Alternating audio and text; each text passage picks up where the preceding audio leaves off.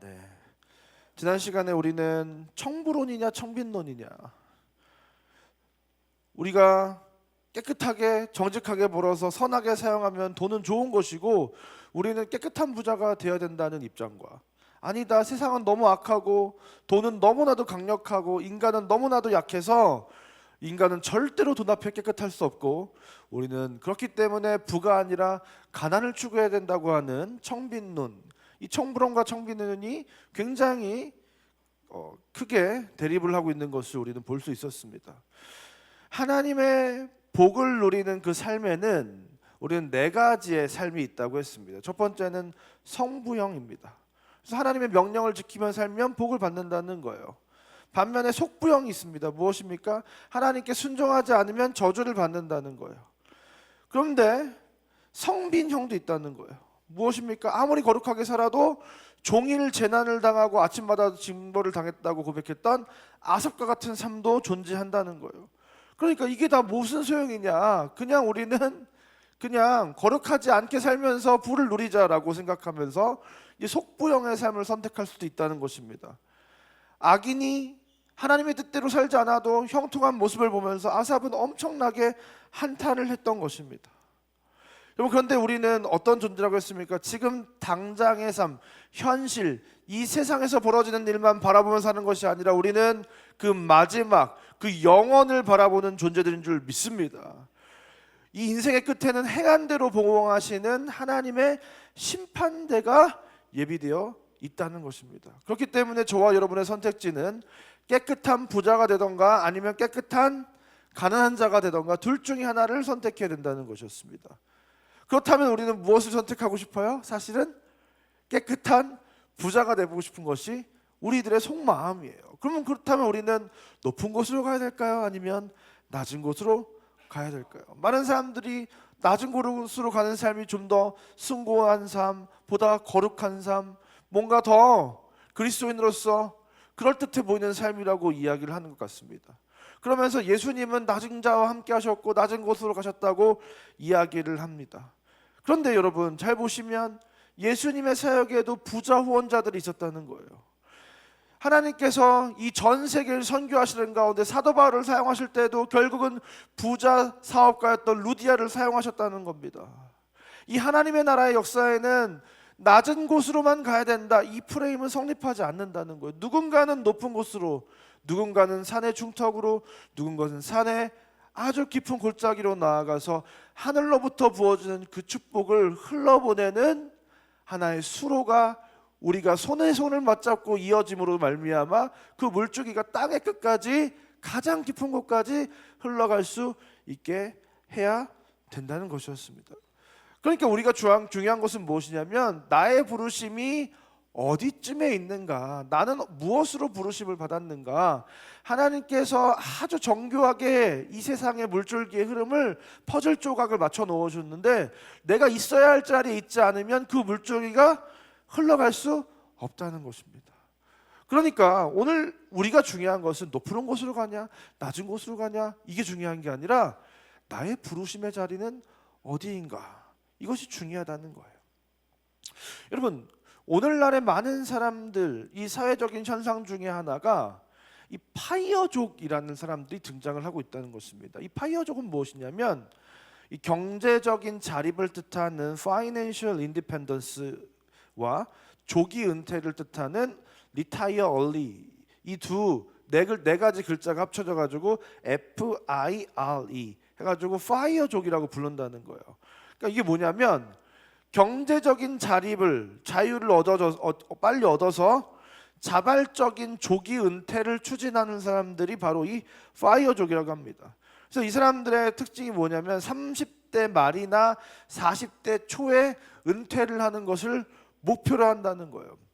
그러니까 30대 말 40대 초까지 엄청 열심히 일한 다음에 적극적인 투자와 또 저축을 해가지고 내가 1년에 한 1,000만 원이면 살 수 있다라고 하면 약 30배 정도 많은 돈을 축적해 놓은 다음에 은퇴 이후에 근로소득이 없이도 살아갈 수 있도록 경제적인 기반을 완전히 구축한 다음에 은퇴를 해서 이 적성에 맞지도 않고 딱히 흥미롭지도 않고 이 고통스러운 너무나도 괴로운 이 노동으로부터 빨리 해방하자라고 생각하는 사람들이 이 파이어족이고, 이 젊은 세대들 사이에서 이 파이어족의 삶을 선택하는 사람들이 굉장히 많다는 거예요. 그러니까 이 파이어족은 무엇이냐? 돈을 최대한 빨리 모아가지고 은퇴를 빨리 하자. 그래서 빨리 이 지긋지긋한 노동으로부터 벗어나자. 이것이 파이어족이라고 합니다. 근데 이 파이어족을 이제 네 가지로 분류할 수 있는데요. 린 파이어는 무엇이냐면 가장 전통적인 파이어족이라고 합니다. 그래서 저축을 늘리기 위해서 지출을 최대한 줄이고 은퇴 후에도 절약하면서 살아가면서 이렇게 노동을 벗어나는 형태이고요. 코스트 파이어는 무엇이냐면 충분한 돈을 모았지만 일을 한 형태예요. 그래서 언제라도 퇴직이 가능해서 정신적으로 여유롭게 일할 수 있는, 돈이 많으니까 일 자체에 크게 스트레스 받지 않으면서 일하는 유형이고요. 팻파이어는 무엇이냐면 사치스러운 생활을 즐길 수 있는 유형. 그래서 아주 많이 모아가지고 은퇴에도 아주 사치스럽게 살아가는 유형이고요. 바리스타 파이어는 뭐냐면 은퇴 이후에 이제 생활비 일부를 부업으로 충당해서라도 빨리 은퇴를 하는 이 형태가 바로 이 바리스타 파이어라고 합니다. 여러분, 이 파이어족의 시대가 우리에게 보여주는 것은 무엇입니까? 오늘날의 현대인들이 최대한 노동을 피하고 싶고 적게 하고 싶고 노동을 그만하고 싶어 한다는 거예요. 오늘날을 살아가는 저와 여러분은 이 노동이라고 하는 것을 굉장히 힘든 것으로, 굉장히 귀찮은 것으로, 굉장히 필요한 것으로, 가능하면 피하고 싶은 것으로, 이 노동이라고 하는 것을 긍정하는 것이 아니라 굉장히 부정하는 시대를 우리는 살아가고 있다는 것입니다. 여러분, 왜 우리는 파이어족이 되는가? 왜 이러한 흐름 가운데 그것이 굉장히 자연스러운 것으로 받아들이고 있는가? 왜 이렇게 우리는 노동에 대해서 부정적인 생각을 갖게 될까요? 왜요? 노동이 힘들기 때문에 그런 거예요. 힘들기 때문에. 전도서 1장 12절부터 13절 말씀을 보니까 솔로몬이 이렇게 이야기합니다. 나 전도자는 예루살렘에서 이스라엘 왕이 되어 마음을 다하여 지혜를 써서 하늘 아래서 행하는 모든 일을 연구하며 살핀즉 이는 괴로운 것이니 하나님이 인생들에게 주사 수고하게 하신 것이라. 지혜의 왕 솔로몬이 하늘 아래에 있는 모든 발생하는 현상들을 연구해서 내린 결론이 무엇이냐면 하나님이 인생으로 수고롭게 일을 하게 하셔서 우리 인생이 괴롭다, 이걸 발견했다는 거예요. 엄청난 연구를 통해서 발견한 거는 인생은 고통스럽고 우리가 하는 모든 노동은 굉장히 수고스럽고 힘든 일이다, 이거를 이 솔로몬 왕이 발견했다는 겁니다. 여러분, 우리는 이 노동을 바라볼 때 여러 가지 관점을 통해서 이 노동을 바라볼 수가 있습니다. 첫 번째는 저주설이에요. 말 그대로 노동은 저주라는 겁니다. 노동은 벌이라는 겁니다. 너가 잘못해서 아오지 탄광에 끌려다갔다는 거예요. 여러분, 그럼 어떻게 해야 돼요? 아오지 탄광에서 죽을 때까지 정말로 죽을 만큼 힘든 그 고생을 하면서 우리가 앞으로 평생을 언제 나올지 모르고 노동을 해야 된다고 생각하면 어떻게 돼요? 기회를 타서 어떻게 해야 돼요? 탈출을 해야 돼요. 그래서 아오지 탄광에서 탈출을 해서 탈북을 통해서 남한으로 빨리 들어와야 되는 거예요. 여러분, 노동을 저주라고 하는 관점에서 바라본다면 우리는 당연히 이 파이어족들처럼 노동이라고 하는 저주에서 무슨 수를 써서라도 벗어나야 된다는 겁니다. 그것이 노동을 저주라고 바라보는 관점이에요. 또 하나의 관점이 있다면 방편설입니다. 무엇이냐면 이 노동을 생존의 방편으로 보는 관점이에요. 다시 말해서 먹고 살기 위해서 하는 것이 노동이라고 보는 관점입니다. 그러니까 이 노동이라고 하는 밥벌이의 수단 그 이상도 그 이하도 아니라는 거예요. 여러분, 오늘은 무슨 날입니까? 주일. 세상 사람들은 일요일이라고 말을 합니다. 내일은 무슨 요일이에요? 월요일. 여러분, 막 내일 월요일이 될 것이 막 가슴이 막 두근두근하고 막 설레시는 분 한번 손 들어보실까요? 내일 월요일이다. 목사님들은 조금 설렐 수 있습니다. 월요일 날 쉬는 날입니다. 그런데 막 월요일이 되는 게 막 기다려지고 막 너무 설레서 막 주일 저녁에 막 잠이 안 오고, 내일 월요일이야, 일하러 가는 날이구나, 막 이런 마음을 가지고 주일 밤을 지새는 분이 계세요? 아니잖아요. 죽겠다, 내일 또 월요일이야 이러면서 내일 또 일하러 가야 돼. 우리 대부분의 사람들은 아마 그러고 살아간다는 거예요. 우리가 일주일 내내, 월요일부터, 우리 주 5일이니까 요즘 세상은 월요일부터 금요일까지 가장 많이 하는 말이 무엇입니까? 힘들어, 죽겠다, 너무 바쁘다, 피곤해, 쉬고 싶어, 언제 퇴근하지? 금요일 언제 와? 뭐 이런 이야기를 우리는 정말 밥 먹듯이 입버릇처럼 하고 살아간다는 거예요. 여러분, 이렇게 노동이 저주이고 그냥 먹고 살기 위해서 어쩔 수 없이 하는 것이라면 우린 절대로 이 노동이 즐거울 수 없고 기다려질 수 없고, 그냥 이 노동은 그냥 마냥 힘들기만 한 것이고, 노동은 빨리 벗어나야 되는 말 그대로 저주에 불과하다는 것입니다. 여러분, 그렇다면 이 성경은, 하나님의 말씀인 이 성경은 이 노동에 대해서 뭐라고 말을 하고 있을까요? 창세기 2장 4절부터 5절 말씀을 보니까, 이것이 천지가 창조될 때에 하늘과 땅의 내력이니 여호와 하나님이 땅과 하늘을 만드시던 날에 여호와 하나님이 땅에 비를 내리지 아니하셨고 땅을 갈 사람도 없었으므로 들에는 초목이 아직 없었고 밭에는 채소가 나지 아니하였으며. 여러분, 하나님이 창조를 하셨습니다. 그런데 식물들이 자라고 열매를 맺어야 되는데 어떤 거예요? 초목이 아직 없고 채소가 나지 않았다는 거예요. 이 창조가 어느 정도는 했는데 완성이 되지 않았던 거예요. 그러면 뭐가 부족해서 이런 문제가 발생했을까요? 성경은 이야기합니다. 하나님이 땅에 비를 내리지 않으셨고 땅을 갈 사람도 없었으므로. 두 가지가 아직 부족했다는 거예요. 첫 번째는 하나님이 해야 되는 일이 있었는데 하나님이 하늘에서 비를 내리시는 일이 필요했다는 거고, 또 한 가지 일은 무엇입니까? 하나님과 함께 이 세상을 경작하고 가꾸어갈 존재가 필요했는데 그 존재를 아직 만들지 않으셨다는 거예요. 여러분, 이 땅에는 두 가지가 필요한데 하나님의 운행하심과 하나님의 손길이 필요하고, 이 땅에는 또 다른 한 가지가 필요하다면 무엇인 거예요? 이 땅을 경작하고 가꾸어갈 인간이라는 존재가 필요했다는 것입니다. 창세기 2장 15절 말씀을 보니까 여호와 하나님이 그 사람을 이끌어 에덴 동산에 두어 그것을 경작하며 지키게 하시고. 그 사람을 에덴 동산에 두어서 그것을 경작하게 하셨는데 그게 누구입니까? 바로 아담, 인류 최초의 조상인 아담이었습니다. 여러분, 인류가 하나님의 창조된 이 피조 세계에 존재해야만 했던 그 이유는 무엇입니까? 인간은 존재론적으로 어떤 존재로 창조되었던 거예요?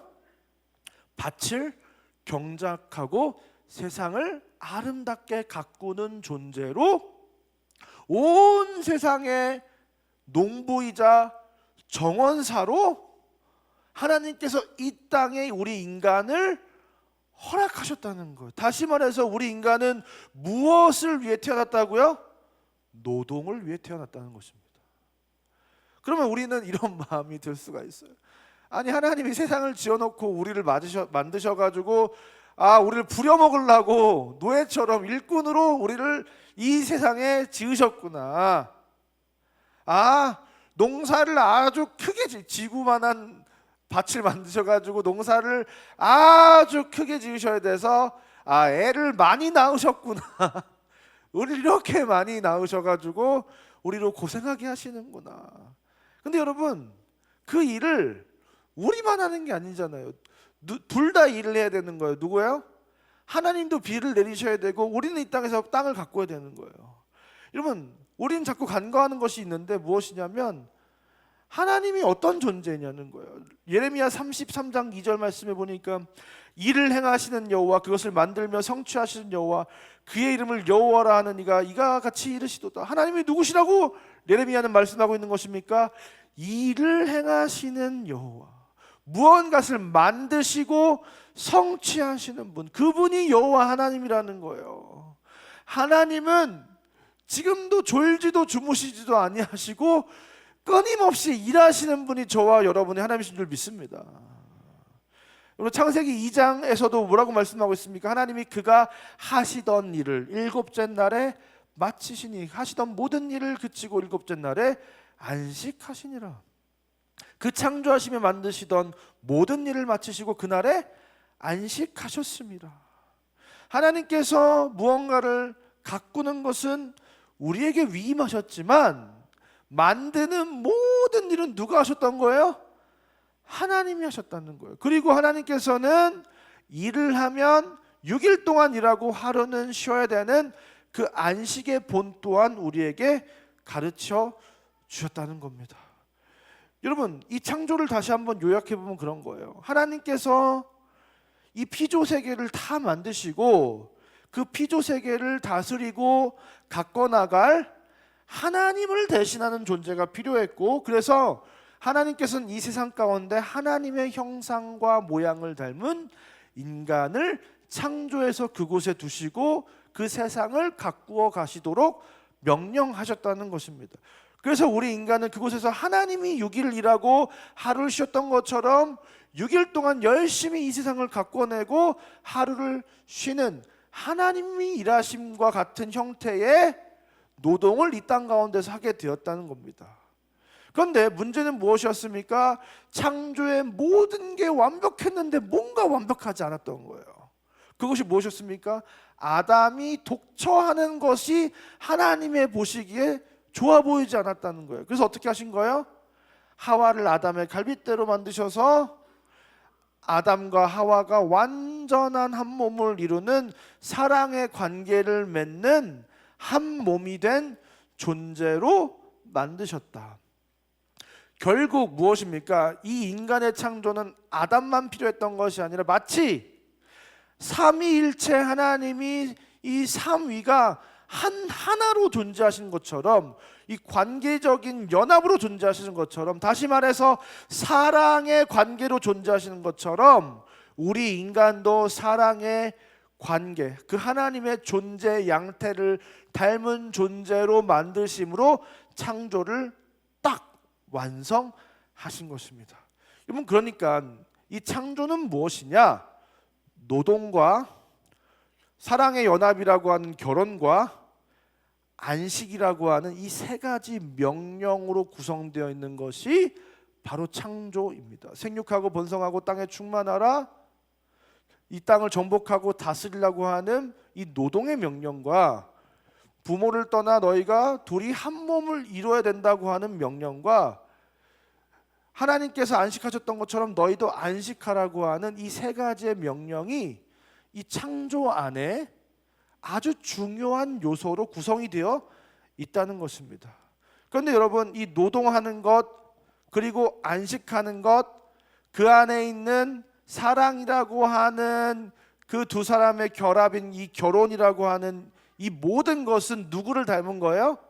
하나님의 존재 양태를 닮았고 하나님의 일하심을 닮았고 하나님의 안식하심을 닮은 행위라는 것입니다. 여러분, 이 창조를 통해서 우리가 분명히 알 수 있는 것은 무엇입니까? 우리 인간은 하나님을 닮은 존재이고, 특별히 이 노동이라고 하는 것은 일하시는 하나님을 나타내는 아주 적극적인 수단이자 가장 본질적인 하나님께 영광이 되는 것입니다. 영광은 무엇이에요? 하나님의 어떠하심이 우리 인생의 존재를 통해서, 삶을 통해서, 우리의 전인격을 통해서 비춰지는 거예요. 일하시는 하나님, 우리도 일을 하면 어떻게 되는 거예요? 일 그 자체가 우리에게 되게 고역이고 힘들고 고통스러운 그 일 자체가 일하시는 하나님을 보여주는 겁니다. 그렇기 때문에 노동이라고 하는 그 자체가 아무런 의미가 없다고 하더라도 노동 그 자체는 하나님께 영광이라는 사실을 우리는 기억해야 될 줄 믿습니다. 여러분, 이 창조의 아주 근원적이고 본질적인 목적은 노동이라는 사실입니다. 여러분, 노동을 통해서 하나님의 일하심과 하나님의 어떠하심이 각 사람들을 통해 하나하나 드러나는 거예요. 여러분, 그런데 우리가 생각할 때 우리의 부르심은, 우리의 근원적인 목적은, 본질적인 목적은 복음을 전하는 거야, 이렇게 생각할 때가 많이 있잖아요. 여러분, 죄송한 이야기지만 복음을 전하고 여러 방편으로, 구제로, 무엇으로 세상을 회복하는 것, 그것은 창조의 목적은 아니에요. 잘 보세요. 하나님이 세상을 처음 창조하셨을 때 하나님의 그 계획대로라면 사실 그 안에 복음이 필요해요, 안 필요해요? 타락하지 않고 회복할 필요가 없이 완전한 상태일 때 그 안에 복음이 필요하냐고요? 복음은 필요하지 않죠.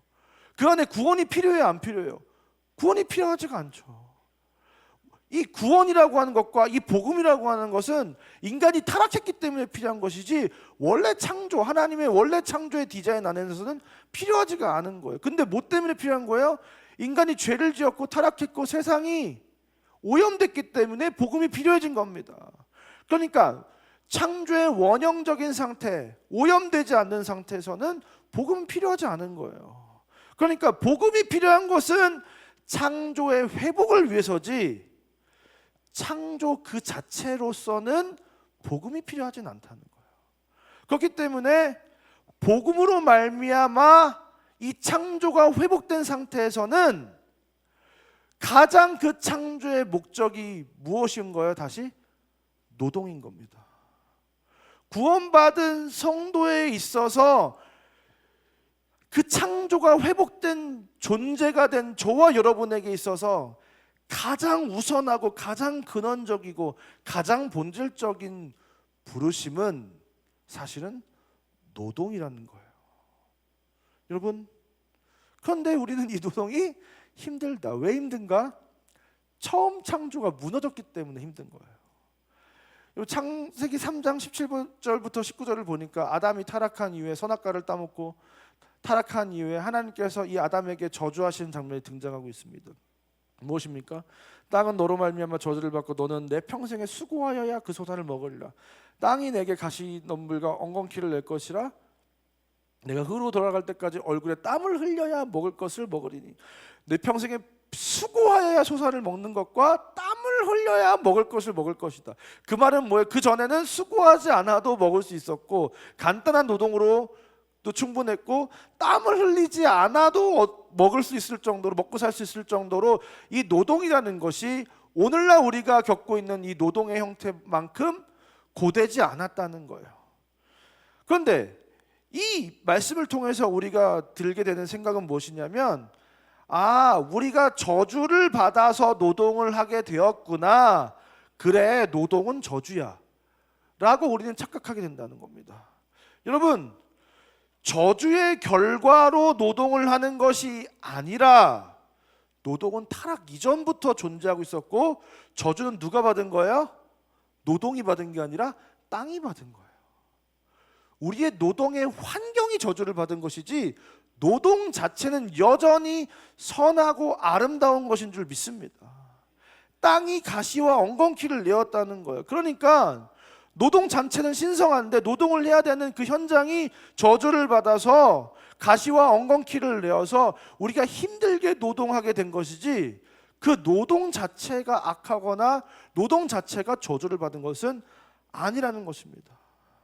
노동은 원래 이렇게 힘든 것이 아니라 행복한 일이고, 땀을 흘리지 않아도 되는 것이고, 대단한 수고를 하지 않아도 되는 것이었다는 겁니다. 그런데 문제는 무엇이냐? 이 거룩하고 숭고한 이 노동에 힘든 환경이라는 저주가 더해지니까 노동 자체가 저주로 느꼈다는 거예요. 잘 보세요. 노동은 선이고 저주는 악인데, 노동은 여전히 선인데 노동의 환경이 저주를 받으니까 노동은 저주와도 같구나라고 우리는 자꾸 착각해서 생각을 하게 된다는 겁니다.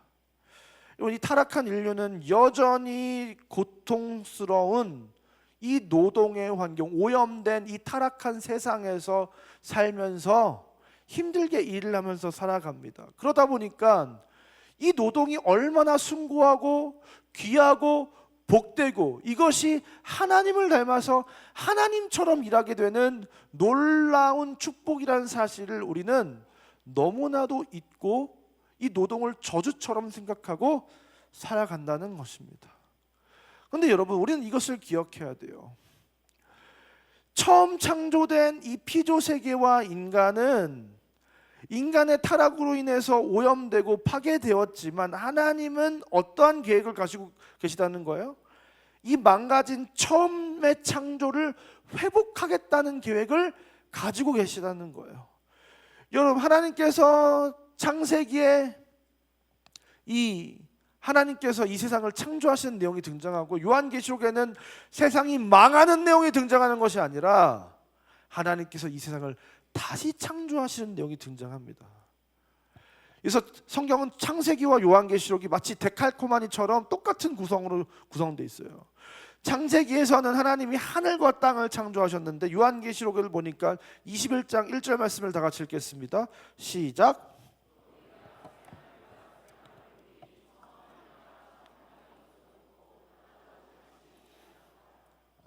네. 하나님께서 창세기에는 하늘과 땅을 창조하셨다고 얘기했고, 요한계시록에는 새 하늘과 새 땅을 다시 창조하신다고 말씀하고 있습니다. 그런데 문제는 무엇이냐면, 안타깝게도 예수님께서 이 땅에 오시고 십자가에 돌아가심으로 고린도후서 5장 17절에 보니까 그런즉 누구든지 그리스도 안에 있으면 새로운 피조물이라. 이전 것은 지나갔으니 보라 새 것이 되었도다. 지금 하나님께서 종국에 새 하늘과 새 땅의 새 창조를 이뤄내실 텐데, 근데 그 전에 예수님께서 십자가에 달려 돌아가심으로 그 예수님을 믿음으로 말미암아 예수 안에 있게 된 자들은 어떻게 됐다는 거예요? 이미 새로운 피조물로 바뀌었다는 거예요. 그 새 창조가 예수님을 믿는 자들에게는 먼저 시행됐다는 겁니다. 종국에 있을 그 새 창조에 앞서서 우리 인간을, 예수님을 믿는 인간들에게는 새로운 피조물이 되는 창조의 회복을 이미 이뤄보셨다는 거예요. 여러분, 왜 구원받은 우리가 여전히 고통스러운 노동을 해야 되는가? 왜 그런 거예요? 우리는 먼저 회복됐고 땅은 아직 회복이 안 돼서 그런 거예요. 땅은 아직 회복이 안 됐으니까 노동의 환경은 여전히 고통스럽습니다. 근데 우리는 먼저 회복됐으니까 노동의 가치와 의미가 새로운 피조물이 된 우리에게는 회복이 됐어요. 우리의 부르심이 다시금 밝게 비춰졌습니다. 그런데 여전히 이 세상의 환경은 아직도 회복되지 않은 저주 아래 있다는 것입니다. 그러니까 우리는 이 땅에 살아가는 동안 노동의 부르심은 회복되었지만 노동의 환경은 회복되지 않은 채 적극적인 그 하나님의 부르심대로 살아갈 때 고통을 당하고 어려움을 만나고 고된 그 노동의 현장을 살아갈 수밖에 없게 되었다는 것입니다. 여러분, 안타깝지만 먼저 회복되어 새로운 피조물이 된 저와 여러분은 이 땅에서의 그 하나님의 처음 창조의 목적을 회복하여 이 땅을 가꾸고 회복하는, 생육하고 번성하라 땅에 충만하라고 하셨던, 이 땅을 정복하고 다스리라고 하셨던 분명한 하나님의 창조적인 그 부르심에 합당한 삶을 살아가야 되는 존재들인 줄 믿습니다. 여러분, 그렇기 때문에 이 노동은 저주설과 방편설을 넘어서 우리는 이 노동을 소명으로 바라보는 소명설을 받아들여야 된다는 거예요. 우리는 저주를 받아서 노동을 하는 게 아니라 어쩔 수 없이 밥 벌어먹고 살아야 돼서 노동을 하는 것이 아니라 노동 그 자체가 저와 여러분, 우리 인간의 존재론적인 부르심인 줄 믿습니다. 그렇기 때문에 우리가 이 노동의 현장에서 수고하고 땀을 흘리고 애를 쓰며 살아가는 그것은 그 하나님의 그 신의 뜻과 그 부르심을 따르는 거룩한 행위인 줄 믿습니다. 노동은 그 자체가 신앙적 행위이고 예배이고 신을 향한 헌신인 줄 믿습니다. 여러분, 그래서 존 칼빈은 뭐라고 했는지 아세요? 노동이 기도이고 기도가 노동이라고 했어요. 왜요? 이 노동 그 자체는 일하시는 하나님과 일하는 우리를 통해서 하나님과 연결되는 거예요. 그러니까 노동은 기도입니다. 여러분 열심히 이 땅에서 살아가면서 땀 흘리면서 수고하면서 일하는 그 행위 자체는 지금도 온 우주와 만물을 다스리시고 운행하시고 그것 가운데 일하고 계신 그 하나님과 연결되는 거예요. 여러분 하버드 대학교 심리학과 탈 벤샤하르 그 교수가 있는데요. 그분이 해피어 하버드, 어떻게 하면 하버드가 더 행복해지는가라고 하는 그 행복한 강의를 가지고 책을 내셨는데, 그 책에서 이 환상 특급이라고 하는 미국의 텔레비전 프로그램의 한 대목을 소개했습니다. 어떤 범죄자가, 아주 죄질이 안 좋은 범죄자가 경찰에 쫓기다가 죽임을 당합니다. 그런데 천사를 한 명 만났는데 소원을 들어주겠다는 거예요. 어떤 소원이든 들어주겠다는 거예요. 그러니까 이 사람이 되게 갑자기 의아했던 거예요. 왜냐? 나는 죄를 지어서 죽었는데 갑자기 천사가 나타나서 막 소원을 들어주겠다니까 너무 깜짝 놀란 거예요. 그래서 먼저 이렇게 펑펑 쓸 수 있는 돈을 달라고 합니다. 그러니까 돈이 막 쏟아져요. 그 다음에 먹고 싶은 음식을 다 달라고 합니다. 막 모든 음식이 주어집니다. 아름다운 연인을 달라고 했더니 막 미인들이 나타납니다. 남자는 너무 행복했어요. 그런데 시간이 점점 지나면서 이런 즉각적인 이 탐닉에서 오는 쾌락이 점점 약해지는 거예요. 뭔가 노력하지 않아도 계속 무언가를 얻어지고 그것을 누리는 삶이 점점 지루해지기 시작합니다. 그래서 결국 이 남자가 천사한테 이렇게 부탁을 해요. 뭐라고 부탁하냐면 제가 여기서 일을 하면 좀 안 되겠습니까? 라고 부탁을 하는데, 그때 천사가 이렇게 이야기합니다. 이곳에서는 원하는 무엇이든지 얻을 수 있지만 일해서는 얻을 수 없다 라고 일을 못하게 합니다. 그러니까 남자는 막 아무것도 할 일이 없는 그 삶이 점점 무료하게 느껴집니다. 그래서 이제 이 남자가 천사에게 이렇게 얘기합니다. 내가 다른 곳으로 가고 싶다. 그러니까 이 남자는 지금 내가 행정적인 처리가 잘못돼서 내가 천국에 왔구나, 이제 지옥으로 가야 되겠다는 마음을 가지고 지옥에 가게 해달라고 얘기를 하는 거예요. 그러니까 갑자기 카메라가 쫙 어두워지고 점점 괴기스러운 환경으로 변하더니 천사의 얼굴이 막 클로즈업 되는데 알고 보니까 그 천사가 악마의 모습으로 변하다가 그 천사처럼 보이는 그 악마가 하는 말이 무엇입니까? 여기가 바로 지옥이다 라고 했다는 거예요. 여러분, 노동은 진짜 고통뿐이고, 노동은 저주이고, 노동은 그저 밥벌이의 수단인가. 특별히 은퇴하신 분들 많이 계시는데, 은퇴하신 분들 어르신들의 이야기를 들어보면 그렇지 않다는 것을 우리는 발견하게 됩니다. 지금 열심히 일할 때인 우리 40대, 50대, 또 60대, 우리는 이 노동 자체가 너무 힘들고 고되지만 또 완전히 은퇴를 통해서 일하지 않는 그 상태가 되면 또 그것이 그렇게만큼 행복하지는 않다는 거예요. 여러분, 어쩌면 우리는 이 남자처럼 지금 우리가 처해 있는 이 노동의 현장이 지옥처럼 보이고 있는 허상을 바라보고 있는 줄도 모르겠습니다. 근데 사실은 그 현장이 어느 순간 그곳에서 우리가 무언가를 발견하게 된다면 그곳은 갑자기 온 노동에 우리가 일하는 그 모든 환경이 환하게 비치면서 사실은 그곳이 지옥이 아니라 천국이었다는 사실을 우리는 발견하게 될 것입니다. 오늘 이 말씀이 노동이 하나님께서 우리에게 허락하신 부르심이고, 그 부르심은 우리가 아버지 하나님을 닮는 최고의 특권이요 축복이라는 사실을 기억할 때 우리는 우리가 살아가는 모든 삶의 현장이 고되고 힘든 그 삶의 그 터전이, 노동의 환경이 사실은 지옥이 아니라 천국이었다는 사실을 발견하게 될 줄 믿습니다. 사랑하는 상국의 성도 여러분, 이 땅의 저주를 받아 가시와 엉겅퀴로 뒤덮인 이 삶의 현장 가운데서 삶의 터전을 일구고 일을 하고 돈을 벌고 가족을 부양하고 살아가는 이 일이, 이 노동이 참 쉽지 않으시죠. 그러나 우리에게 허락된 이 노동은 아담이 에덴 동산을 가꾸고 경작하는 그 일을 위해 지음을 받았듯이 우리가 이 땅에 태어나 존재하는 이유인 줄 믿습니다. 더 나아가서 이 노동은 지금도 온 우주와 만물 가운데 일하시는 그 하나님을 닮아 하나님이 하시는 일을 나도 하게 되는 엄청난 특권이요, 그 하나님의 일하심에 동참하는 아주 신성한 축복인 줄 믿습니다. 오늘 이 시간 내리면 찾아올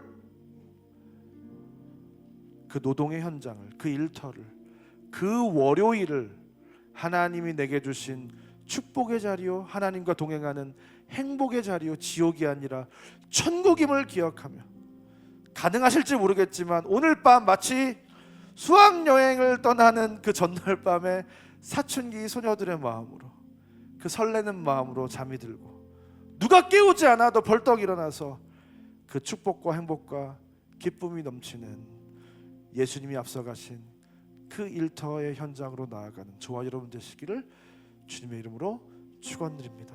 이 시간 다 같이 자리에 일어나셔서 함께 찬양하며 나가겠습니다.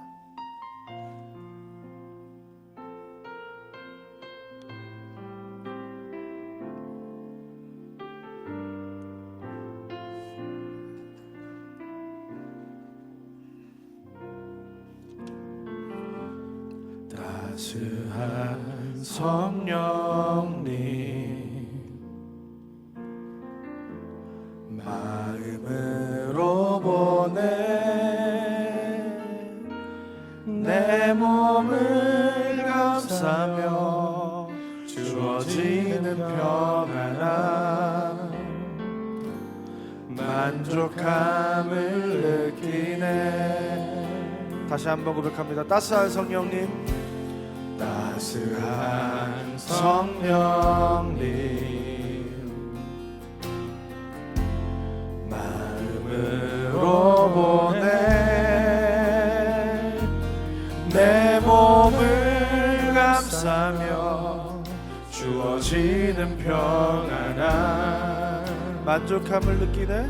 만족함을 느끼네. 부르신 곳에서 나는 예배하네. 어떤 상황에도 나는 예배하네. 부르신 곳에서 나는 예배하네. 어떤 상황에도 나는 예배하네. 따스한 성령님, 따스한 성령, 우리의 일터 가운데 그 따스한 성령님이 계십니다.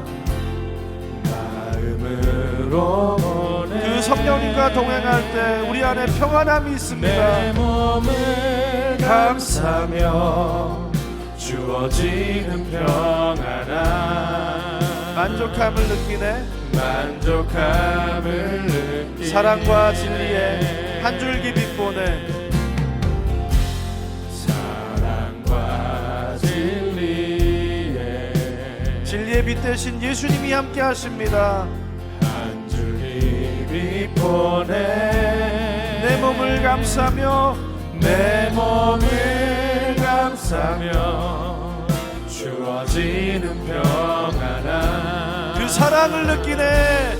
그 사랑을 주님이 우리 가운데 사랑을 부어주십니다. 부르신 곳에서 나는 예배 이곳은 우리의 예배의 처소입니다. 그곳에서 우리는 하나님과 동행할 줄 믿습니다. 부르신 곳에서 나는 예배하네. 어떤 상황에도 나는 예배하네. 내가 걸어갈 때 길이 되고 내가 걸어갈 때 길이 되고 살아갈 때 삶이 되는 그곳에서 예배하네.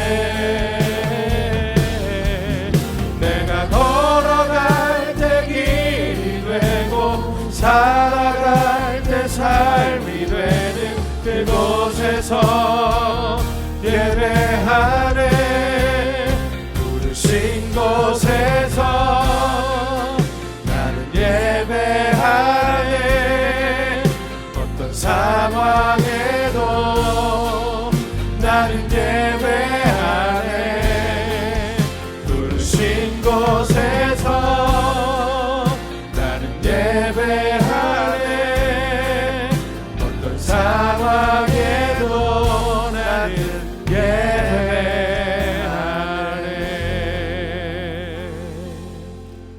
여러분 내일이 기다려 주십니까? 한 5분 정도 기다려 주시는 것 같아요.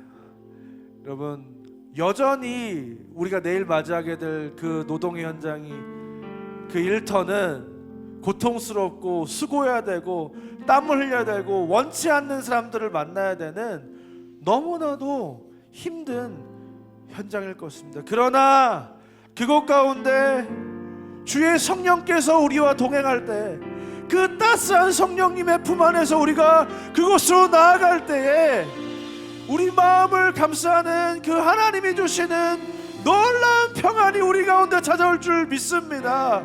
그 일터로 나 혼자 나아가는 것이 아니라, 나 홀로 쓸쓸히 나가는 것이 아니라 하나님과 예수 그리스도와 함께 그 땅에 나아갈 때에 그 예수 그리스도의 사랑이 가득한 천국이 될 줄 믿습니다. 이 시간 다 같이 한번 기도할 때, 주님 우리가 그 땅으로, 그 일터로 주님과 함께 나아가게 해달라고, 그곳에서 하나님과 연결되어 하나님을 예배하는 예배의 처소가 되게 해달라고 시간 다 같이 주님의 이름 부르고 기도하며 나가겠습니다. 주여 하나님 감사합니다. 오늘 이 시간 가운데에 우리 이 땅에 부르시고 이 땅 가운데 거하게 하신 그 하나님의 진정한 목적이 노동이고, 그 노동은 단순히 우리를 부려먹으시기 위한 것이 아니라 하나님 아버지가 하신 일을 아들이 눈도하게 하시는 엄청난 축복이요 특권이라는 사실을 우리 기억하게 하시는 하나님 감사합니다. 하나님 그곳이 여전히 힘들고 척박하고 고통스럽고 원치 않는 일들과 원치 않는 사람과 원치 않는 사람들을 맞이해야 하지만, 하나님 그곳에 우리가 홀로 쓸쓸히 걸어 나가는 것이 아니라 주님의 손을 붙잡고 아버지 하나님의 품 안에서 우리를 부으시는 성령님의 하나님 그 인도와 보호 가운데 우리가 그 현장으로 나아갑니다. 하나님 그 지옥과 탐난 그 일터가 천국으로 변할 것을 우리가 주님과 함께 경험하기 원합니다. 하나님 우리의 삶을, 주의 수와 동행하니 그 어디나 하늘나라가 얻는 것을 우리가 보기 주님 앞에 원합니다. 드릴 수 있게 그 노동의 하여 현장이 주시옵소서. 진정한 축복이요 천국이 되어서 그곳에서 우리가 하나님을 만나고 하나님 안에 거하고 하나님과 동행하며 하나님과 그 세상을 치유하며 하나님 나아가는 우리의 인생 될 수 있도록 하나님이 곧 우리의 인생을 위로하여 주시옵소서. 우리의 인생 가운데 하나님의 긍휼하심과 위로를 허락하여 주시옵소서. 우리 안에 그 하나님의 사랑을 한량없이 부으셔서 우리가 너희의 그 삶을 지내는 받을 수 있도록 인도하여 주시옵소서. 감당하게 하여 주시옵소서. 신 곳에서 나는 예배하네. 어떤 상황에도 나는 예배하네. 주를 신 곳에서 나는 예배하네. 어떤 상황에도 나는 예배하네. 자리에 앉으면서 이렇게 서로 인사했으면 좋겠습니다. 주님과 함께 일터로 나아갑시다. 부르심은 노동은 축복입니다. 노동은 축복입니다. 아멘. 오늘 받은 말씀을 기억하시면서 주신 은혜에 감동하여 드린 예물을 함께 봉헌하는 시간 갖도록 하겠습니다.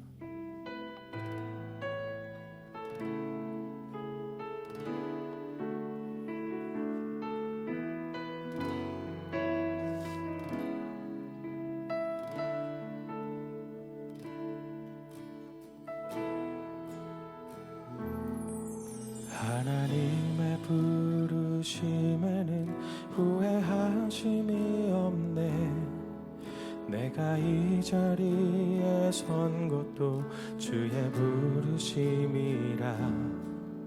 하나님의 부르심에는 결코 실수가 없네. 나를 부르신 하나님의 진실하심을 믿네. 작은 나를 부르신 뜻을 나는 알 수 없지만 오직 감사와 순종으로 주의 길을 가리라. 때론 내가 연약해져도 주님 날 도우시니 주의 놀라운 그 계획을 나는 믿으며 살리. 날 부르신 뜻 내 생각보다 크고 날 향한 계획 나의 지혜로 생각 못하나 가장 좋은 길로 가장 완전한 길로 오늘도 날 이끄시 믿네. 날 부르신 뜻 내 생각보다 크고 날 향한 계획 나의 지혜로 측량 못하나 가장 좋은 길로 가장 완전한 길로 오늘도 날 이끄시 믿네. 진실하신 주를 찬양해.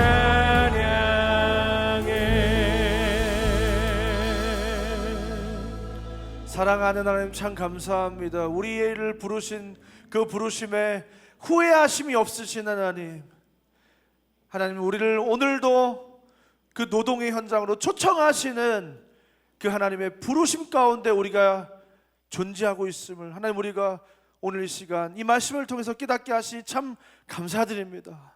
너무나도 힘들고 고된 이 노동의 현장이지만 하나님 그 현장은 사실 하나님께서 우리 인생 가운데 허락하신 가장 축복된 현장, 아버지 하나님을 닮아서 그 하나님과 같은 일을 하나님과 함께 동역하는 놀라운 특권이요 축복이었음을 하나님 우리로 깨닫게 하시니 참 감사합니다. 하나님 여전히 내일 그 노동의 현장으로 일터로 향하는 우리의 마음이 때때로 참 고통스럽고 힘들고 어려움들이 많이 있지만 하나님 오늘 이 시간 우리가 그곳을 향하여 나아갈 때 나 홀로 그 걸음을 걸어가는 것이 아니라 하나님과 예수님과 성령님과 하나님 그 일터 가운데 우리가 동행한다는 사실을 기억하게 하여 주시옵소서.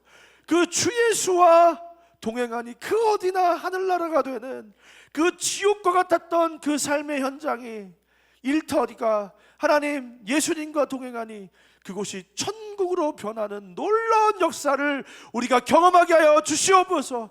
그 현장에서 주의 성령께서 우리를 그 따스한 성령께서 우리를 품에 안아주시고 그 예수 그리스도의 진리의 빛이 비춰주시고 그 하나님의 무한한 사랑이 우리 가운데 찾아오셔서 하나님 그곳으로 우리를 부르신 그 하나님의 목적과 뜻이 발견되고 그곳에서 하나님이 발견되고 그곳에서 우리가 하나님께서 우리를 부르신 그 목적과 뜻에 합당한 아름다운 열매를 맺어가며 그곳이 하나님과 동행하며 하나님을 예배하는 예배의 초소가 되어가는 놀라운 인생들 다 될 수 있도록 하나님께서 우리 가운데 우리의 삶을, 우리의 일터를, 우리 인생을 축복하여 주시옵소서. 하나님 우리는 그 힘든 이 인생, 우리는 새로운 피조물이 되었지만 여전히 악하고 더럽고 오염되고 가시와 엉겅퀴를 낸 이 척박한 인생을 살아가는 것이 너무나도 힘들고 어렵습니다. 하나님 우리 인생 가운데 하늘의 위로를 한량없이 허락하여 주시옵소서. 하나님의 무한한 사랑과 은혜와 위로를 부으셔서 하나님 우리의 힘으로 그것이 천국이 될 수 없고 우리의 마음으로 그것이 소명의 자리가 될 수 없지만 하나님께서 우리와 동행하시고 하나님이 우리의 손을 붙잡아 주시고 하나님이 우리를 너른 품으로 안아주셔서 그것 가운데서 하나님의 부어주시는 힘과 능력으로 그것을 아름다운 하나님의 처소로 천국으로 그 세상을 치유하며 회복하는 그 부르심에 합당한 자로 살아가게 되는 놀라운 우리가 우리 인생 가운데 있게 하여 주시옵소서. 하나님, 이 척박한 인생을 살아가며 하나님이 우리의 도우심이 되신다는 사실을, 우리에게 허락하신 이 모든 것이 하나님의 것임을 인정하며 이 예물을 드립니다.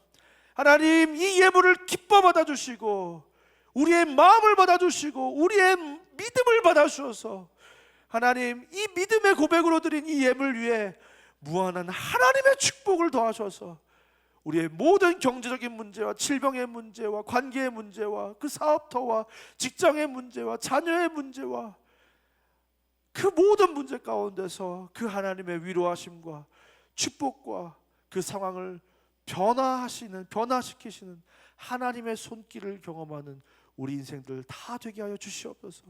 이제는 우리 구주 예수 그리스도의 은혜와 하나님의 사랑과 성령 하나님의 감화 감동 위로 교통 충만한 역사가 일터를 천국으로 만들어가기를 소망하며 부르심에 합당한 열매를 맺기로 결단하고 돌아가는 이 자리에 모인 모든 주의 자녀들 머리 위에 이제부터 영원까지 함께 있을지어다.